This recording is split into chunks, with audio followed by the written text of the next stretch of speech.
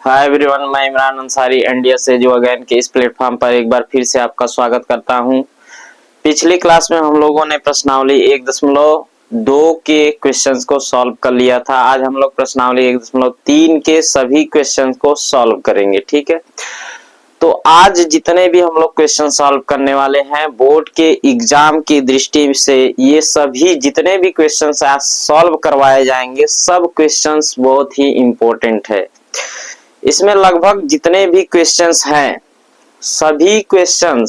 लगभग सभी क्वेश्चंस में से एक आध क्वेश्चन ऐसा होगा, एक क्वेश्चन या दो क्वेश्चन पक्का है कि बोर्ड के एग्जाम में मिलने वाला है। ठीक है, तो इसमें जब भी अगर कोई क्वेश्चंस बोर्ड के एग्जाम में आएगा एक क्वेश्चन पक्का आने वाला ही है। ठीक है, तो एक क्वेश्चन अगर आता है तो आपको बहुत मतलब ज्यादा नंबर देकर जाएगा, मान लीजिए 4 या 5 नंबर देके जाएगा। ठीक है, कभी भी ये क्वेश्चंस इसमें से आता है, देखिए इसमें क्वेश्चन जितने भी आएंगे बहुत ही इजी रहेंगे। जैसे दे देगा कड़ी में 3 सिद्ध कीजिए, कड़ी में 3 परिमेय संख्या है, अपरिमेय संख्या है, सॉरी, कड़ी में 3 अपरिमेय संख्या है या कड़ी में 5 अपरिमेय संख्या है, ऐसे प्रूव करने के लिए देगा। ठीक है, क्वेश्चन बहुत छोटा रहेगा। वो कहावत सुनी है ना, देखने में छोटा लगता है घाव करता है गंभीर। ठीक है, तो वो वाली बात यहाँ पर हो जाएगी, मतलब क्वेश्चंस छोटे रहेंगे लेकिन इसे जब सॉल्व किया जाएगा तो ये क्वेश्चंस का आंसर बहुत ही बड़ा होने वाला। ठीक है, तो आज हम लोग देखेंगे प्रश्नावली 1.3 के सभी क्वेश्चंस को। बोर्ड के एग्जाम में एक क्वेश्चंस पक्का इस चैप्टर से आने वाले हैं, तो आप लोग इसे बहुत ही ध्यान से देखिएगा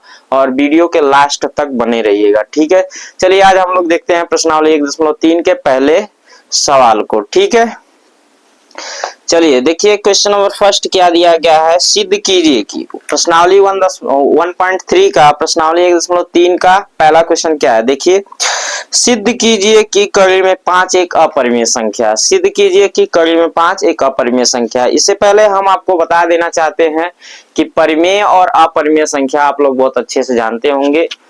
ठीक है, तो परिमेय संख्या आप लोग पहले ही क्लास में पढ़ चुके होंगे, 9th में 8th में। ठीक है, परिमेय संख्या किसे कहते हैं, वह संख्या है जो p बटा q के फॉर्म में होती हैं। ठीक है ना, कोई भी if any number is form of p by q is called rational number. ठीक है, इसका मतलब ये हो गया कि कोई भी नंबर, यदि कोई भी नंबर p बटा q के फॉर्म का होता है, p बटा q के रूप का होता है, उसे हम लोग रेशनल नंबर बोलते हैं, यानी परिमेय संख्या बोलते हैं। जहां पर हम लोग जानते हैं q is does not equal to 0 होना चाहिए। चलिए हम बता ही देते हैं परिमेय संख्या किसे बोलते हैं। देखिए प्रश्नावली 1.3 प्रश्नावली 1.3। चलिए आप लोगों को मैं बता देता हूं कि परिमेय संख्या क्या होता है। परिमेय संख्या,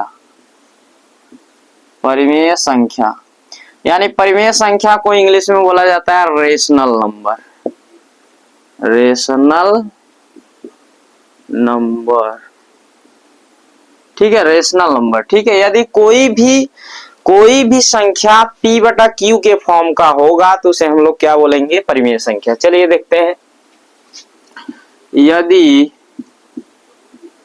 कोई भी संख्या भिन्न में, भिन्न अथवा भिन्न न लिख सकते हैं, यदि कोई संख्या p बटा q के रूप का होता है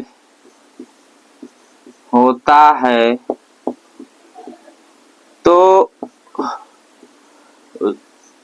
उसे परिमेय संख्या कहते हैं। क्या कहते हैं, परिमेय संख्या कहते हैं, परिमेय संख्या कहते हैं। ठीक है, परिमेय संख्या कहते हैं। और यहाँ पे एक बात और याद रखिएगा, q is always does not equal 0 होना चाहिए। q is always does not equal 0 यानी q का मान 0 कभी भी नहीं होना चाहिए। q का मान कोई भी नंबर्स होना चाहिए। ठीक है ना, q का मान यहाँ यदि कोई भी numbers, if any numbers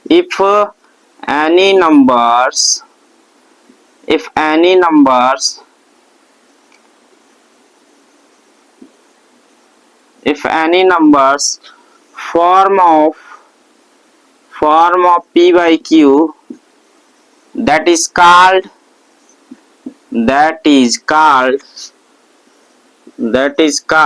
rational number. ठीक है, यानी कोई भी नंबर जो होगा p बटा q के फॉर्म का होगा उसे हम लोग क्या बोलेंगे, रेशनल नंबर बोलेंगे। अगर रेशनल नंबर है तो p बटा q के रूप का होना चाहिए। अब रेशनल के बाद अपरिमेय संख्या होता है, तो अपरिमेय संख्या इसका क्या होगा, इसी का क्या बोल सकते हैं, इसी का अपोजिट होता है। यानी p बटा q के फॉर्म का नहीं होगा तो उसे हम लोग अपरिमेय संख्या बोलेंगे। यानी अपरिमेय संख्या लिखना होगा, अपरिमेय संख्या। अब देखिए यहाँ कोई भी इंटीजर नंबर अगर ले लेंगे एग्जांपल में, तो कोई भी इंटीजर नंबर जैसे हो गया, कोई भी इंटीजर नंबर वे क्या होते हैं, परिमेय संख्या। 1 हो सकता है, 2 हो सकता है, 3/4 हो सकता है, ETC। ठीक है, यानी ये सब हो सकते हैं परिमेय। अपरिमेय संख्या क्या है, ये सब p बटा q के रूप में हो जाएंगे ना। 1/1 लिख सकते हैं, 2/1 लिख सकते हैं, 3/4 है, ये है p बटा q के रूप में। 1 अगर है तो यहाँ हम 1/1 लिख सकते हैं, तो p बटा q के रूप में हो जाएगा। और 2 है, 2/1 लिख सकते हैं। ठीक है ना, तो ये आप तो जानते होंगे। अपरिमेय संख्या वे संख्याएं जो p बटा q के रूप की नहीं होती हैं, उसे हम लोग क्या कहते हैं, अपरिमेय संख्या। यानी कड़ी में 2 हो गया, एग्जाम्पल में कड़ी में 2 हो गया, कड़ी में 3 हो गया, कड़ी में 5 हो गया, पाई हो गया, ये सब क्या है, ये सब अपरिमेय संख्याएं हैं। ठीक है ना, ये p बटा q के रूप की नहीं होती हैं।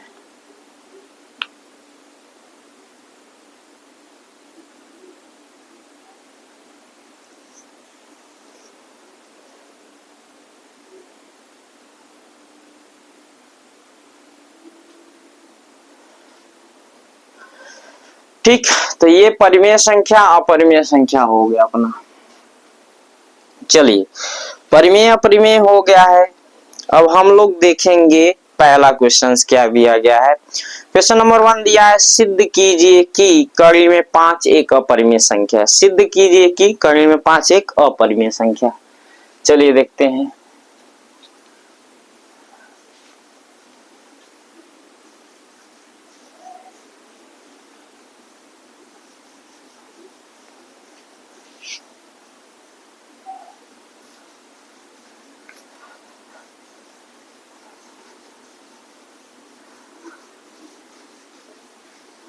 हमें प्रूफ क्या करना है, सिद्ध कीजिए कि 1.3 है, 1.3 सिद्ध कीजिए कि। क्वेश्चन नंबर फर्स्ट क्या है, क्वेश्चन नंबर फर्स्ट है, सिद्ध कीजिए कि कड़ी में 5 एक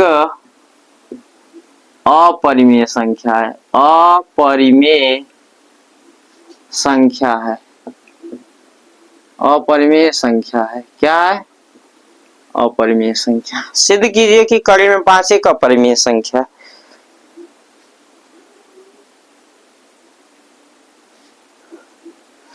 ठीक है, ये हमें सिद्ध करना है कि सिद्ध कीजिए कि कड़ी में 5 एक अपरिमेय संख्या।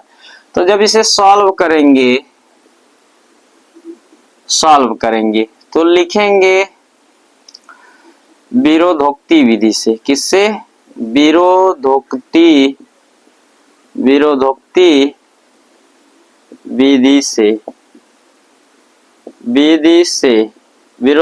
विधि से, यानी बाई कंट्राडक्शन मेथड, बाई कंट्राडक्शन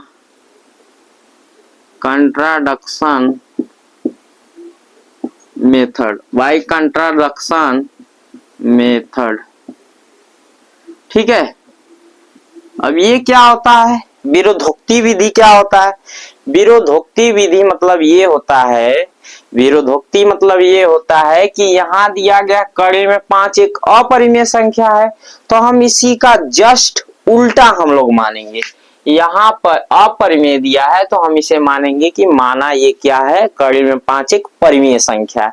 यानी जो दिया रहता है उसी के अपोजिट यदि हम मान लेते हैं तो उसे हम लोग कहते हैं विरोधोक्ति विधि। ठीक है, चलिए देखते हैं। तो लिखेंगे माना करड़ी में 5 एक अपरिमेय है तो हम मानेंगे परिमेय संख्या है। क्या है?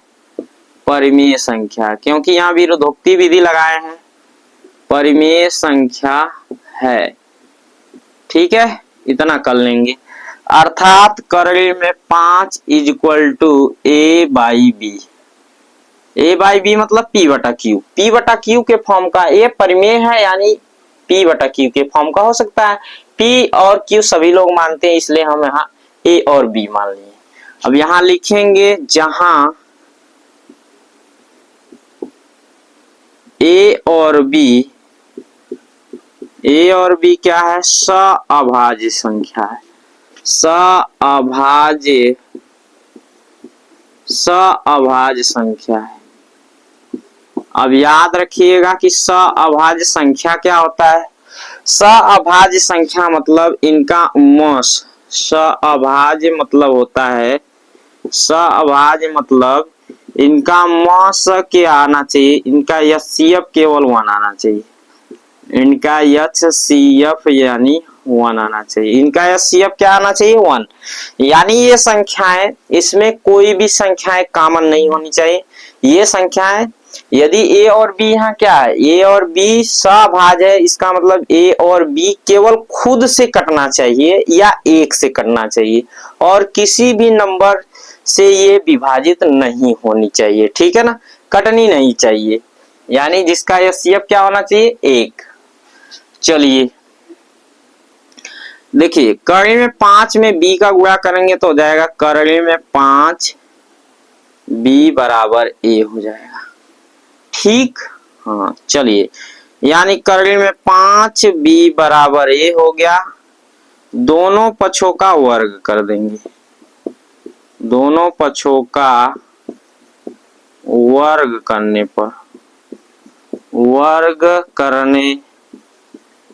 पर क्या करेंगे? वर्ग। चलिए, क्लियर आ रहा है ना? ठीक है, ठीक। दोनों पक्षों का यदि हम वर्ग करते हैं, देखिए दोनों पक्षों का वर्ग करेंगे तो क्या हो जाएगा? करड़ी में 5 बी का होल स्क्वायर बराबर ए का स्क्वायर, अर्थात ये हो जाएगा ए स्क्वायर बराबर 5b स्क्वायर, 5b स्क्वायर। अब देखिए ए स्क्वायर के अभाज्य गुणनखंड में 5 और b आ रहा है। यहां लिखेंगे, यहां ए स्क्वायर के अभाज्य गुणनखंड में, अभाज्य गुणनखंड में, अभाज्य गुणनखंड में 5 और b, 5 और b है। अतः ए के अभाज्य गुणनखंड में, अभाज्य गुणनखंड में 5 और b होगा, 5 और b आएगा। अगर आएगा, कथन ए मान लेंगे, इसे क्या मान लेंगे? कथन ए। अब देखिए यहाँ क्या कह रहा है, यहाँ ए स्क्वायर के अभाज्य गुणनखंड में 5 और b आ रहा है। यहाँ इसे लिख सकते हैं ना, इसे ऐसे लिख सकते हैं 5 गुणे b, तो ये अभाज्य प्राइम फैक्टर है। प्राइम फैक्टर में 5 और b आ रहा है। ए स्क्वायर के अभाज्य गुणनखंड में 5 और b, तो ए के अभाज्य गुणनखंड में भी 5 और b आना चाहिए। यानी ये जो ए है 5 और b से क्या हो जा रही? डिवाइड हो रही है। क्या हो रही है? भाज्य है 5 और b से। इनका मौस क्या है? इनका मौस देखिए 5 है, b है, 5b, इनके प्राइम फैक्टर में 5b आ रहा है, तो ए के अभाज्य गुणनखंड में अभी देखिए 5 और b आ रहा है। क्या आ रहा है, ए के अभाज्य गुणनखंड में 5b आ रहा है। यही कथन ए मानकर छोड़ देंगे। फिर देखिए, अब यहां इतना करने के बाद यहां मानेंगे, फिर से माना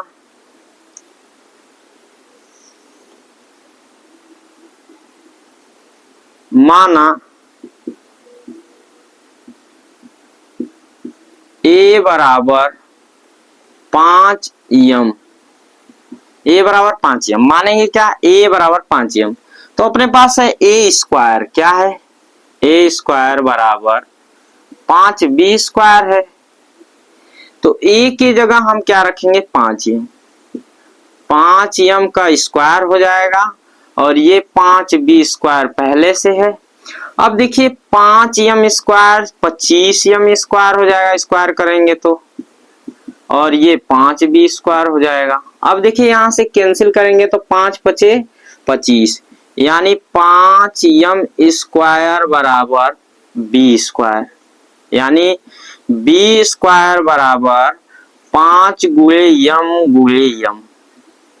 ठीक है, यहां लिखेंगे, यहां b स्क्वायर के अभाज्य गुणनखंड में, अभाज्य गुणनखंड में 5 और m, 5 और m है। अतः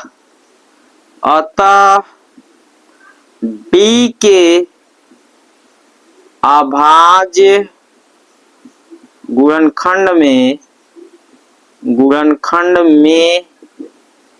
भी 5 और m होगा।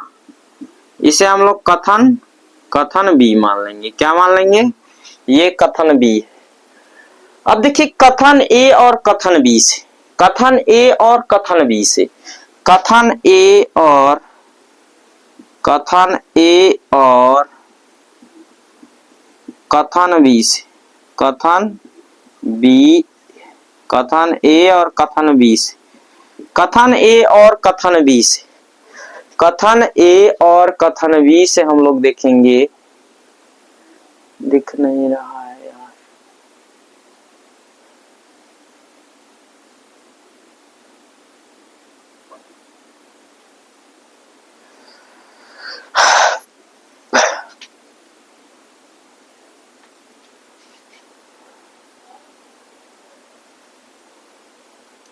चलिए देखिए कथन ए और कथन बी से, कथन ए और कथन बी से हम लोग देखेंगे, कथन ए और कथन बी से अगर हम लोग देखेंगे, देखिए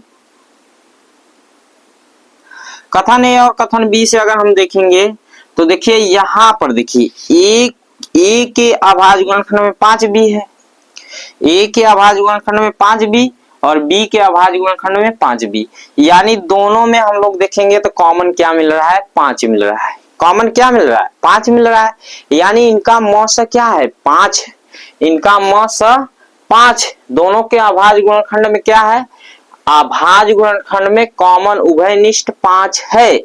देखिए यहाँ क्या, ए और बी सभाज्य संख्या, अगर सभाज्य है तो इन दोनों संख्याओं का मस केवल एक होना चाहिए, लेकिन इन दोनों संख्याओं का मस क्या आ रहा है, देखिए यहाँ 5, यहाँ 5, 5 कॉमन है, मतलब 5 कॉमन, हाईएस्ट कॉमन फैक्टर का मतलब 5 कॉमन है। यदि 5 कॉमन है तो ए और बी का उभयनिष्ठ क्या है, 5। संख्या ए और बी में सीधा लिख देंगे, ए और बी का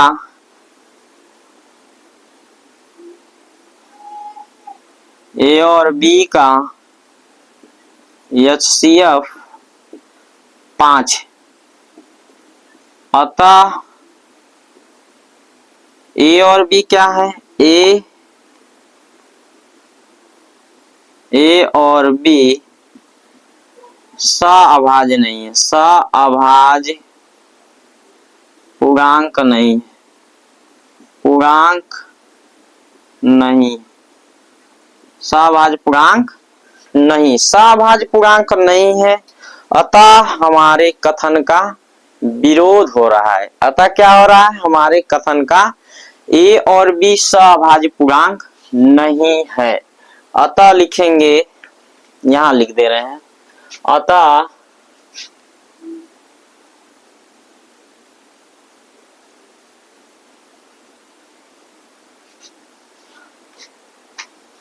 ए और बी सभाज्य पूर्णांक नहीं है, अतः हमारे कथन का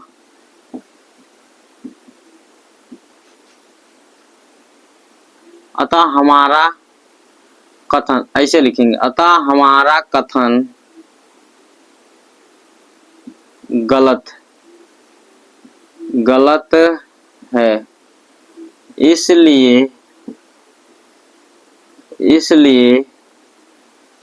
करड़ी में 5 एक अपरिमेय संख्या है, अपरिमेय संख्या सॉरी, यह लिख देंगे, ठीक है ना। अतः हमारा कथन ए और बी सभाज्य पूर्णांक नहीं है। यदि सभाज्य पूर्णांक नहीं है तो ये परिमेय संख्या भी नहीं है, हमारा कथन गलत है, और हमारा कथन गलत है तो कड़ी में 5 क्या है, एक अपरिमेय संख्या। कड़ी में 5 क्या है, एक अपरिमेय संख्या। ठीक है, इस प्रकार हम लोग सॉल्व करेंगे।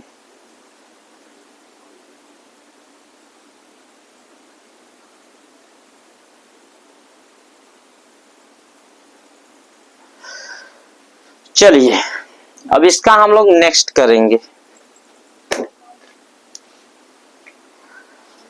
चलिए इसका हम लोग नेक्स्ट करते हैं, क्वेश्चन नंबर 2। क्वेश्चन नंबर 2 देखिए क्या दिया गया।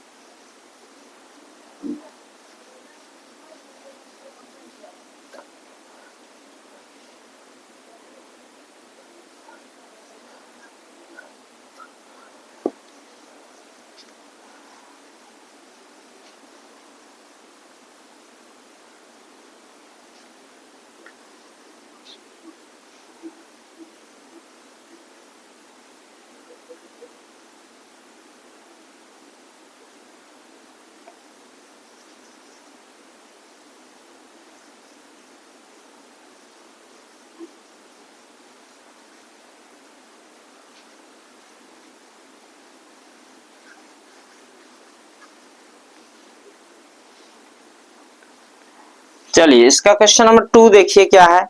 क्वेश्चन नंबर 2 दिया है, सिद्ध कीजिए कि 3 + 2 कड़ी में 5 एक अपरिमेय संख्या। सिद्ध कीजिए कि 3 + 2 कड़ी में 5 एक अपरिमेय संख्या है। क्या सिद्ध करना है,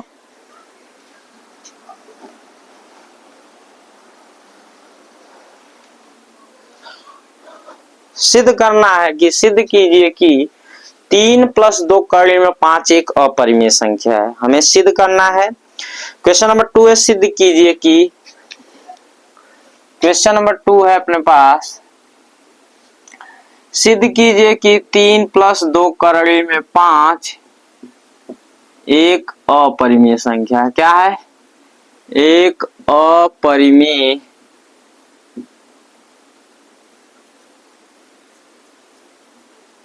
अपरिमेय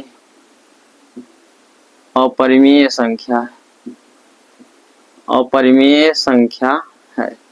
सिद्ध कीजिए कि 3 + 2 कड़ी में 5 एक अपरिमेय संख्या। चलिए सिद्ध करते हैं, सॉल्व करेंगे इसे भी। तो मानेंगे, माना 3 + 2 कड़ी में 5 एक परिमेय संख्या है। क्या है, परिमेय संख्या है, परिमेय संख्या है, हम लोग मानेंगे। अगर मानेंगे तो क्या हो जाएगा, 3 + 2 करड़ी में 5 इज इक्वल टू ए बटा बी हो जाएगा। क्या हो जाएगा? ए बटा बी हो जाएगा। अब देखिए ए बटा बी हो जाएगा।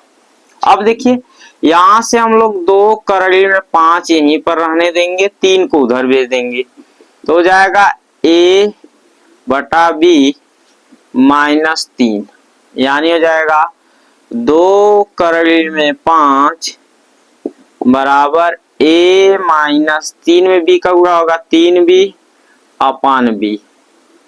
अब देखिए यहाँ 2 का यहाँ गुणा इधर ले जाएंगे तो क्या हो जाएगा? भाग, यानी करड़ी में 5 बराबर ए माइनस 3b अपान 2b हो जाएगा। यहां तक हो जाएगा। करड़ी में 5 बराबर ए माइनस 3b बटा 2b हो जाएगा। ठीक है ना। अब यहां पर देखिए, यहां पर a और b एक इंटीजर नंबर है। क्या है? एक पूर्णांक नंबर है, इंटीजर नंबर है। यदि इंटीजर नंबर है तो ये परिमेय संख्या है। क्या है? परिमेय संख्या। यहां लिखेंगे, यहां a और b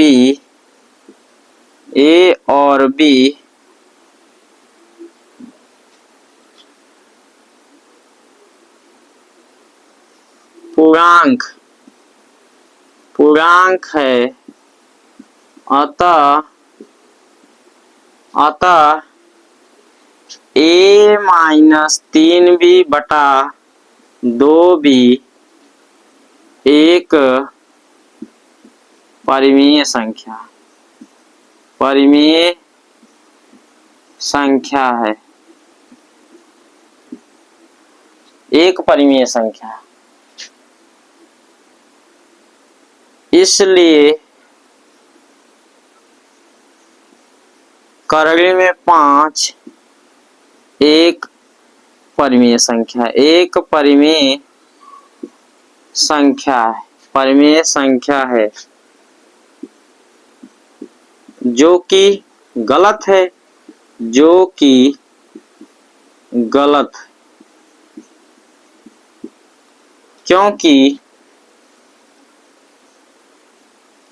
क्योंकि करड़ी में 5 एक अपरिमेय संख्या है,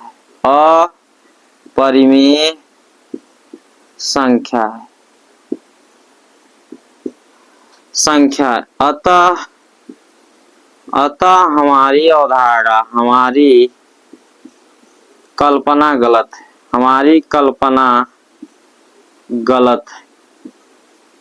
गलत है। इसलिए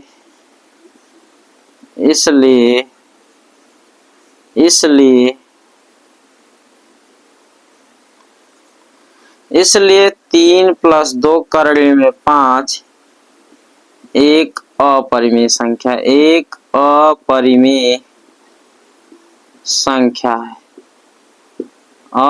संख्या।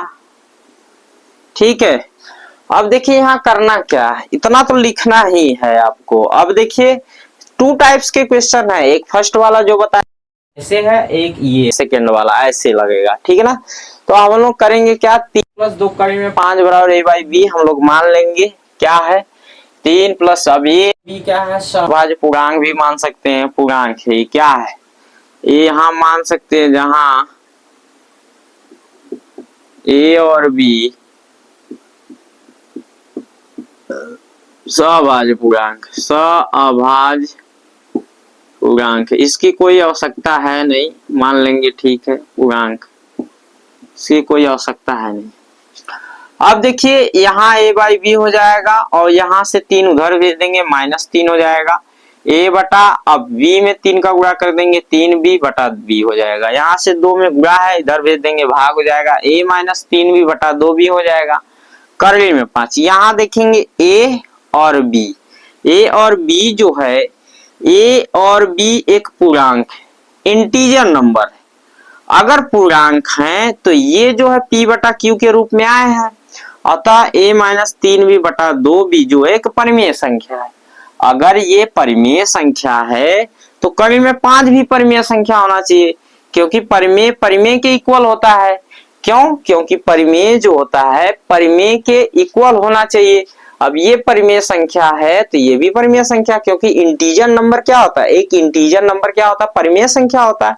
अब ए और बी यहाँ इंटीजर नंबर है, पूर्ण संख्याएं हैं। अगर पूर्ण संख्याएं हैं, ए और बी इंटीजर नंबर है, तो ये -3b/2b भी क्या होना चाहिए, एक परिमेय संख्या है। अगर ये परिमेय संख्या तो ये भी परिमेय संख्या होना चाहिए। लेकिन क्या है जो कि गलत है, कड़ी में 5 एक अपरिमेय संख्या है, हमने पहले ही प्रूव कर दिया है।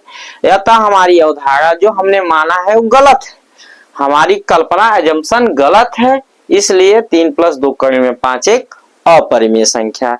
या हम कह सकते हैं इसलिए कड़ी में 5 एक अपरिमेय संख्या है, इसलिए 3 + 2 कड़ी में 5 एक अपरिमेय संख्या है। ठीक है, ये क्वेश्चन नंबर 2 ऐसे सॉल्व होगा, ये क्वेश्चन नंबर 2 हो जाएगा। ठीक,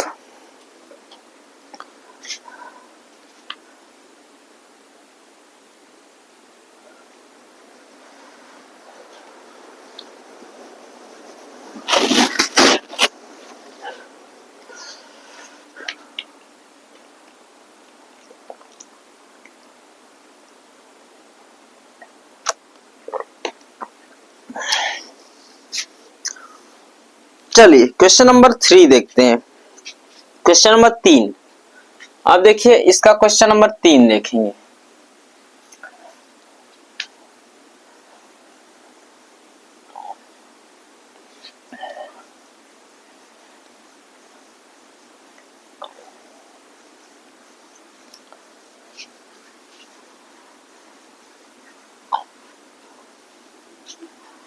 अब देखिए इसका क्वेश्चन नंबर 3 क्या दिया गया है। सिद्ध कीजिए कि निम्नलिखित संख्याएं अपरिमेय संख्या। सिद्ध कीजिए कि निम्नलिखित जो संख्याएं दी गई हैं वे अपरिमेय संख्याएं। पहला है 1/2, तीसरा का पहला है 1/2। क्वेश्चन 3 का फर्स्ट है 1/2 एक अपरिमेय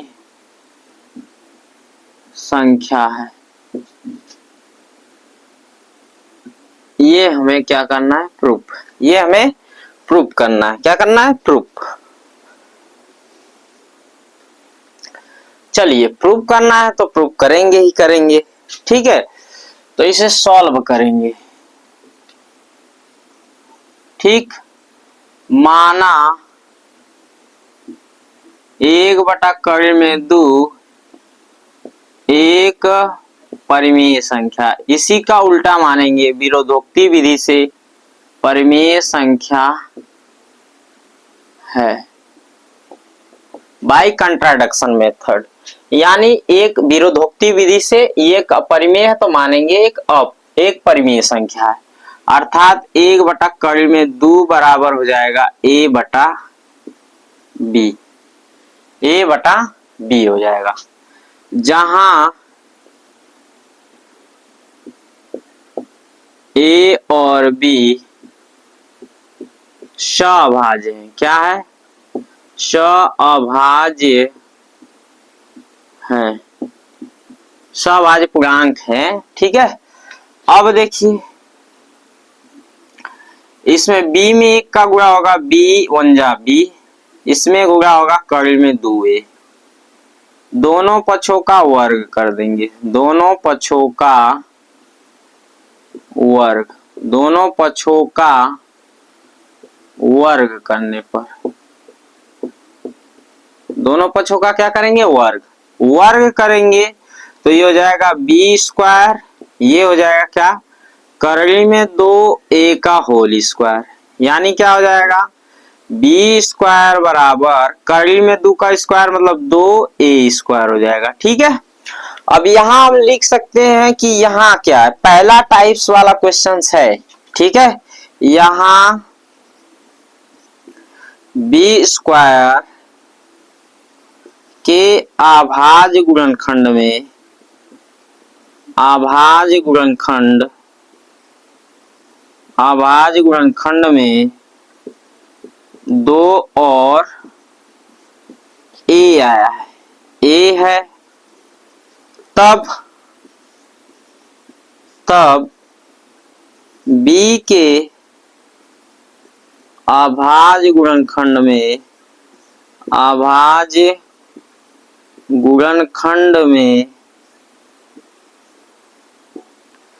तब B के अभाज्य गुणनखंड में 2 और A होगा। अगर ये होगा तो इसे हम लोग क्या मान लेंगे, इस सब को हम लोग कथन A मान लेंगे। क्या मान लेंगे? कथन A। क्या मानेंगे? इसे कथन A मान लेंगे। अब इसे कथन A मान लेंगे तो फिर लिखेंगे माना क्या? माना B स्क्वायर बराबर 2m, B बराबर 2m, तो अपने पास है B स्क्वायर बराबर 2A स्क्वायर है। तो B स्क्वायर की जगह हम लोग वैल्यू रखेंगे, B का मान क्या है? 2m का होल स्क्वायर बराबर 2A स्क्वायर, यानी 2 दूना क्या हो जाएगा? 4m स्क्वायर बराबर 2A स्क्वायर। ठीक है, अब इधर देखते हैं। देखिए 4m स्क्वायर बराबर 2A स्क्वायर, तो स्क्वायर स्क्वायर देखिए 2 दूना 4, यानी हो जाएगा 2m स्क्वायर बराबर A स्क्वायर, यानी A स्क्वायर बराबर 2m स्क्वायर। यहां क्या लिखेंगे? यहां A स्क्वायर के अभाज्य गुणनखंड में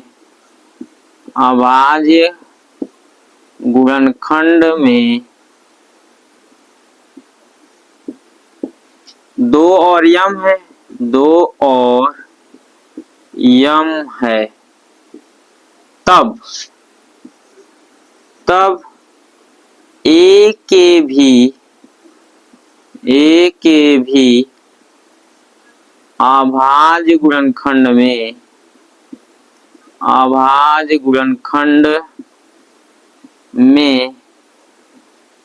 2 और m होगा, 2 और m होगा। कथन B हो गया, कथन A और कथन B। तो लिखेंगे कथन A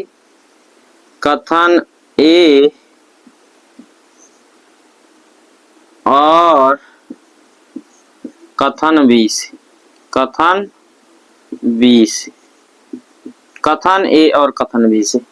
याद रखिएगा, ध्यान से देखिएगा, पेपर में जरूर पूछा जाएगा आपके एग्जाम में, बोर्ड के एग्जाम में 2026 में पक्का ये पूछने वाला क्वेश्चंस हैं। ठीक है ना? तो अब देखिए कथन A और कथन B से।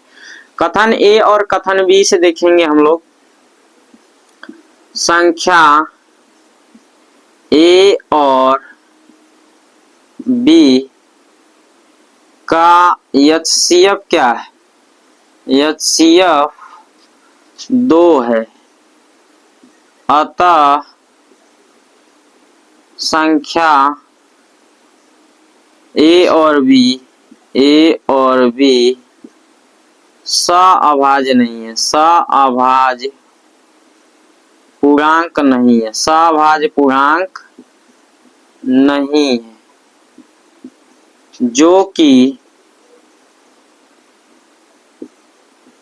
हमारे कथन का विरोध करता है।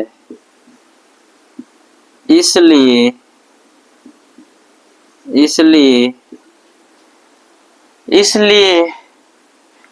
हम लोग लिखेंगे 1/करड़ी में 2 एक अपरिमेय संख्या है, अपरिमेय संख्या है। ठीक है, तो इस प्रकार से क्वेश्चन नंबर 3 का फर्स्ट सॉल्व होगा। ठीक है, क्वेश्चन नंबर 3 का फर्स्ट इस प्रकार से सॉल्व होगा। ठीक, देख लीजिए इसे। तो पेपर में पक्का है आपका, इसमें से कोई न कोई क्वेश्चंस फंसने वाला है। जैसे कड़ी में 3 एक अपरिमेय संख्या, कड़ी में 2 एक अपरिमेय संख्या है, कड़ी में 5 एक अपरिमेय संख्या है।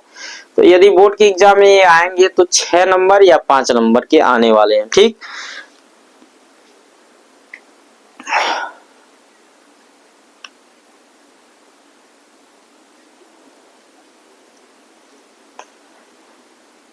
चलिए अब इसका नेक्स्ट क्वेश्चन क्या है। इसका नेक्स्ट क्वेश्चन है 7 करड़ी में 5। क्या है? 7 करड़ी में 5। 7 करड़ी में 5 दिया गया है, तो इसे आप लोग खुद से भी कर सकते हैं। फिर दिया है 6 प्लस करड़ी में 2। 6 प्लस करड़ी में 2। ठीक है, चलिए इसे भी बता देते हैं।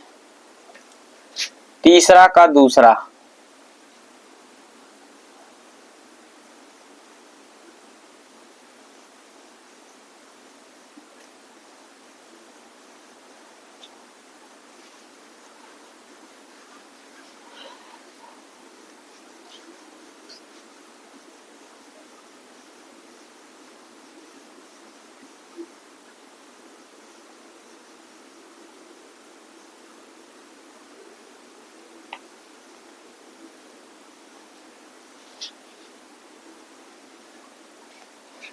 अब देखिए तीसरा का दूसरा क्या कह रहा है, 7 करड़ी में 5। सिद्ध कीजिए कि 7 करड़ी में 5 क्या है, 7 करड़ी में 5 एक अपरिमेय संख्या। क्या है? अपरिमेय संख्या। 7 करड़ी में 5 क्या है? एक अपरिमेय संख्या हमें सिद्ध करना है। ठीक है, तो सिद्ध करेंगे इसे भी। सॉल्व, माना 7 करड़ी में 5 एक परिमेय संख्या है। क्या है? परिमेय संख्या है। परिमेय संख्या है, यानी 7 करड़ी में 5 बराबर हो जाएगा a बटा b।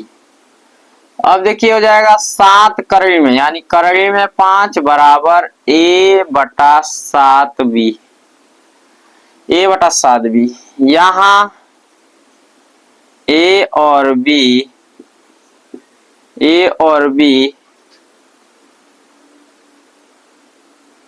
एक पूर्णांक संख्या है, एक पूर्णांक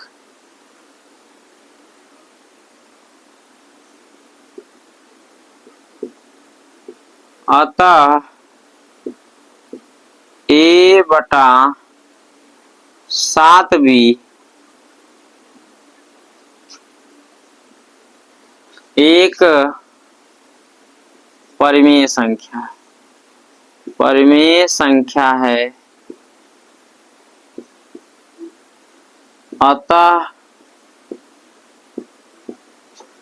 करड़ी में 5 भी परिमेय संख्या है। परिमेय संख्या है, जो कि गलत है, जो कि गलत है, क्योंकि करड़ी में 5 एक अपरिमेय संख्या है। अपरिमेय संख्या है, अपरिमेय संख्या है, अतः हमारी कल्पना गलत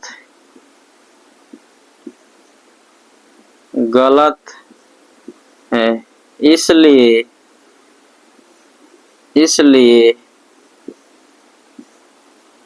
7 करड़ी में 5 एक अपरिमेय संख्या है। अपरिमेय संख्या है। इस प्रकार हो जाएगा क्वेश्चन नंबर 3 का सेकेंड। अब क्वेश्चन नंबर 3 का जो है, क्वेश्चन नंबर 3 का थर्ड वाला जो है 6 प्लस करड़ी में 2 है। 6 प्लस करड़ी में 2 एक अपरिमेय संख्या है। तो ये आपका होमवर्क रहेगा, आप लोग होमवर्क करेंगे घर से। ठीक है, तो ये हो जाएगा तीसरा का दूसरा, क्वेश्चन नंबर तीसरा का दूसरा। तो याद रखिएगा इस चैप्टर से बोर्ड के एग्जाम में एक क्वेश्चन फिक्स है आने वाला है, वो भी 5 या 6 नंबर का। तो इसे आप पूरा एकदम ध्यान से बहुत अच्छे से वीडियो को देखते रहिएगा और आप लोग जरूर बताइएगा कि वीडियो आप लोगों को कैसा लगा है।